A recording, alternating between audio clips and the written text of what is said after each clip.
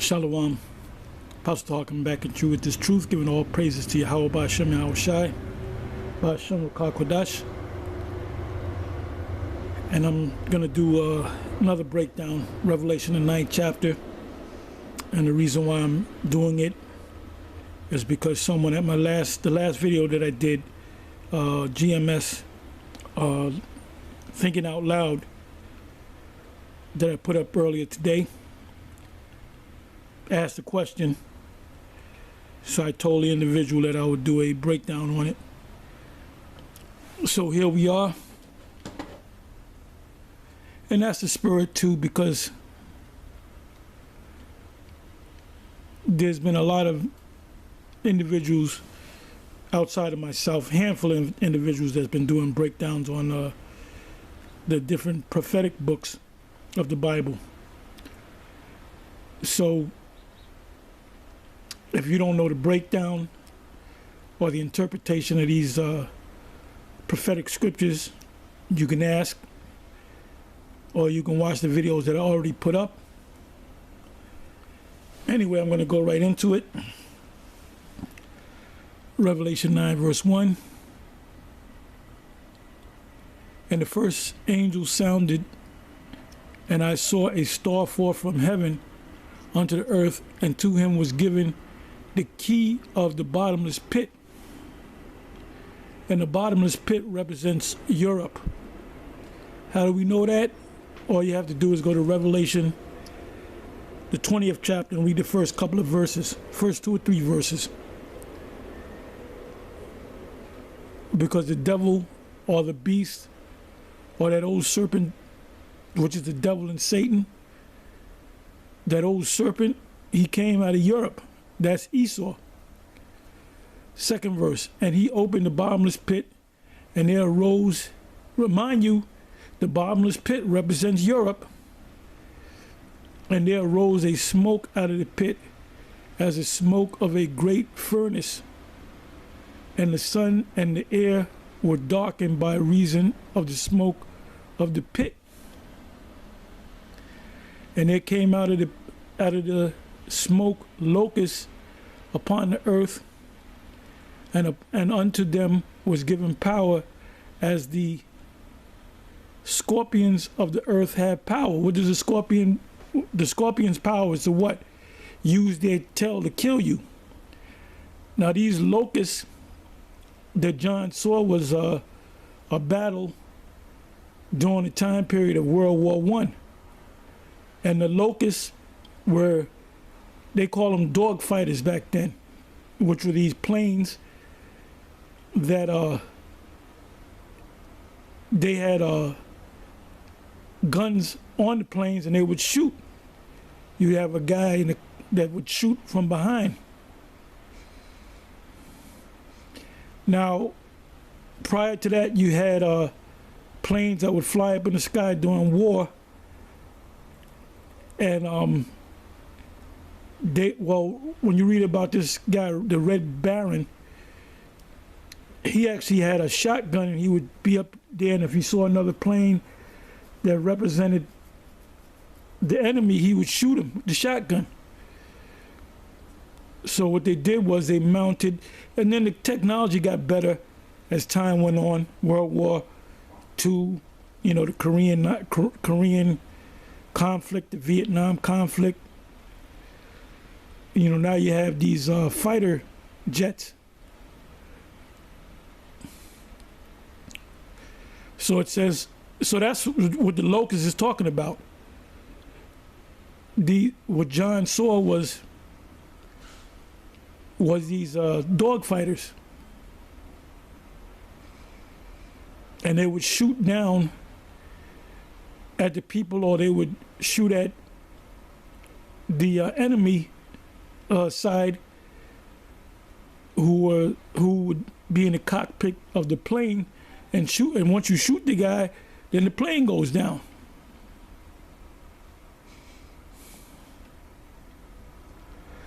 So this right here is talking about World War I that John, the apostle, saw.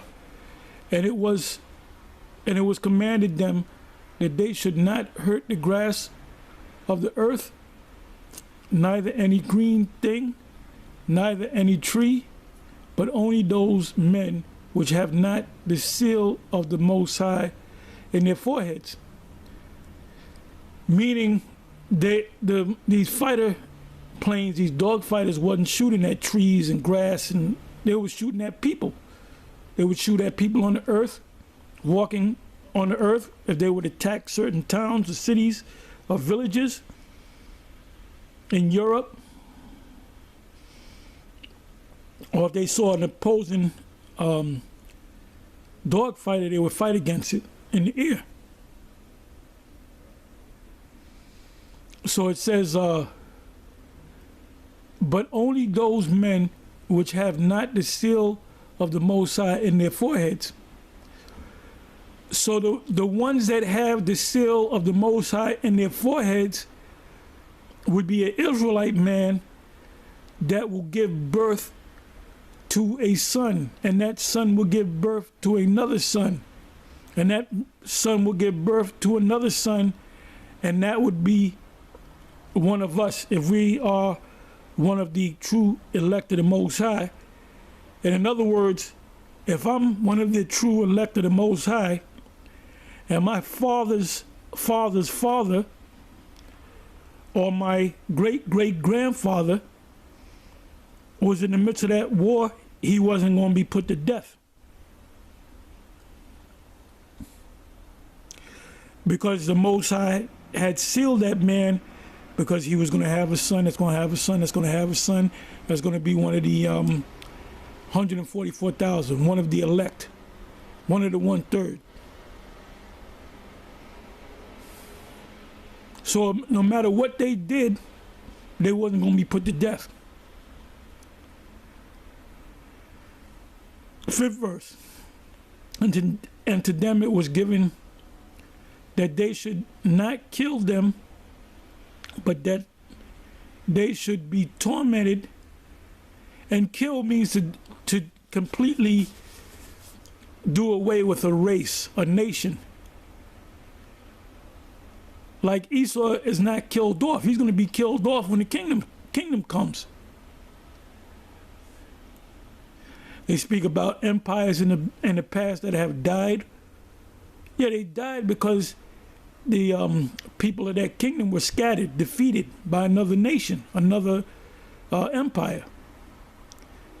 It says, and to them that was given that they should not kill them, but that they should be tormented 5 months, and that 5 months represent 5 years. From 1914 to 1919, World War I.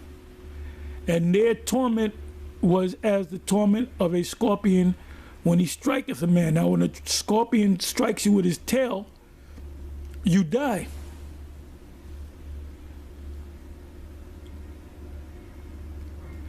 And in those days shall men seek death and shall not find it, and shall desire to die, and death shall flee from thee. Now, that's referring to in World War II, and even when you go back to the Civil War, you know, in the Revolutionary War, they didn't have the penicillin and the painkillers that we have today. Like if they had to amputate your leg, they would make you drink strong drink, and they would put some rubber piece in your mouth so you can take that pain, and they'd just chop your leg off. So you had guys that lost their legs, lost their arms, and they would be in a hospital bed where they couldn't use their arms, and they would be in such torment and pain that they would want to kill themselves. They showed you that in this one movie. Which movie was that? It was a Vietnam movie. I believe the movie was Dead President. Yeah, it was Dead Presidents. And the brother that played the main character, he had a friend, which I believe he was Italian, and he got injured. And he said, yo, man, just kill me, man, just kill me. And he said, I can't do that, I can't. He just killed me, man. Then he killed him. He gave him a favor and killed him. So these guys that are strapped up in beds, hospital beds, they want somebody to kill them because they can't use their limbs. And they wouldn't allow them to kill themselves because they couldn't. So that's what that's talking about. It goes on to say in the 7th verse, and the shapes of the locusts were like unto horses prepared unto battle. Now you have a regular horse that you raise on the farm, and then you have a horse in the ancient world that was prepared for battle. So what did they do? They would put armor on that horse. They would put extra leather on that horse, so that the rider, the way you would get to the rider, you can kill the horse, and then the horse is without a rider. So it was like a war horse. It says the shape of the locusts were like unto horses prepared unto battle, and on their heads were as it were crowns like gold. Now what the Germans wore were these helmets that were silver or gold. So John saw it as a crown on their head, which it was a crown on their head. It said like gold, and their faces were as the faces of men. And they had hair as the hair of women, and their teeth were as the teeth of lions. The hair as the hair of women.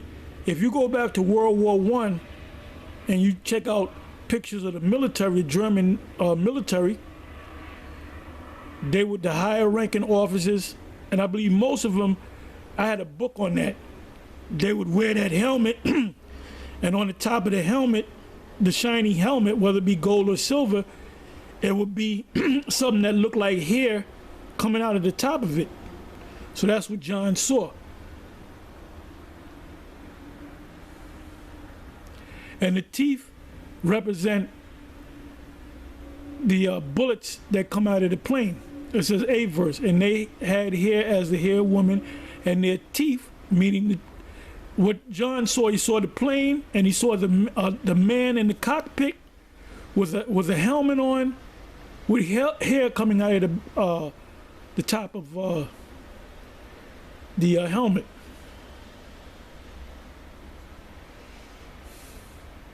And they also had scars because it was cold up there. So this is John seeing this thing happen in the 1400s to the 1900s, and he didn't know what a plane was. He didn't know what the German military was. So he described it the way he saw it.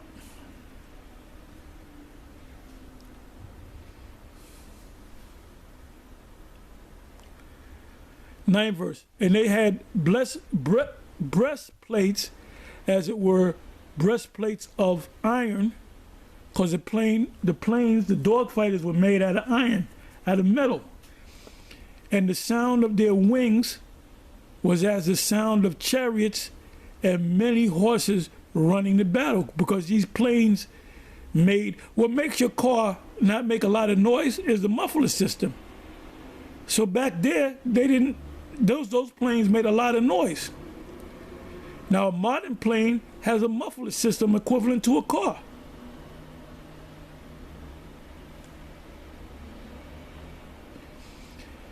And they had tails like as to scorpions, and there were stings in their tails. That's the gunner. And their power was to hurt men 5 months, because they was in the midst of World War II.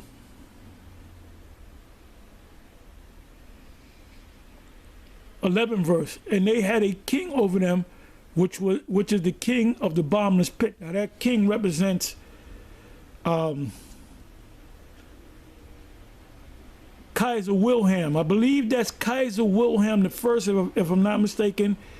It's either Kaiser Wilhelm the First or Kaiser Wilhelm the Second, which the word Kaiser means Caesar, German way of saying Caesar, which means king. Which, by the way, he was connected to the royal family, so-called royal family out of England. So if you do the research, you look up World War One, you put in the word Kaiser Wilhelm, because he was a head man in Germany at that time. It says 11 verse again, and they had a king over them, which is the angel. Now, angel just means messenger. You can be a man and be labeled as an angel. That's in Revelation, the 12th chapter, where it says Michael fought and his angels fought against the dragon and his angels. Now, we know that the dragon is not a monster, a sea monster or whatever, that it represents Esau. And the angels represent their troops.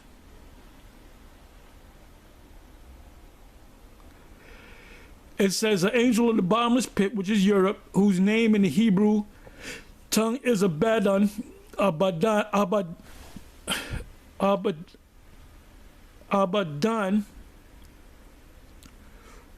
which means destroyer. But in the Greek tongue, he have his name Apollyon, which means destroyer. One woe was past, and behold, there come two woes more hereafter, which that one woe represents the First World War.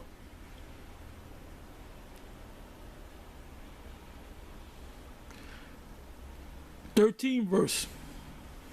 It says, and the sixth angel sounded, and I heard a voice from the four horns of the golden altar, which is before the Most High, saying to the sixth angel, which had the trumpet, loose the four angels which are bound in the great river Euphrates. Now that's also spoken about in Revelation, the 16th chapter. The archangels being in the great river Euphrates, which is the Levant, which is the Middle East. And the four angels which were loose, which were prepared for an hour and for a day and for a month and for a year, for to slay the third part of man. And that third part of man represents Esau. And the number of the army of the horsemen were 200,000, and I heard the number of them. Now that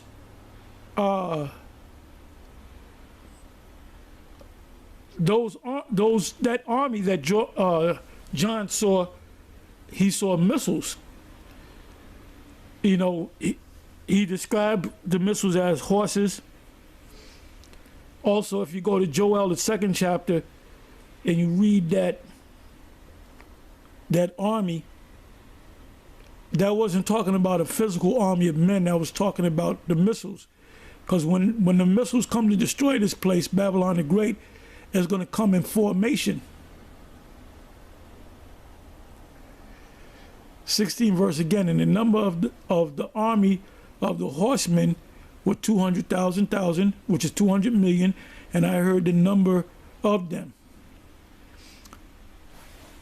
Because you have these missiles, but you have multiple warheads inside of the head of the missile. And thus I saw the horses in the vision, and them that sat on them having breastplates of fire and jacinth and brimstone, and the heads of the horses were as the heads of lions, and out of their mouths issued fire and smoke and brimstone. Now we know that an actual lion doesn't breathe fire. So the fact that he referred to the heads of lions, meaning the multiple warheads in the cone of the missile, if you will. And out of their mouths issued fire and smoke and brimstone. That's the warheads.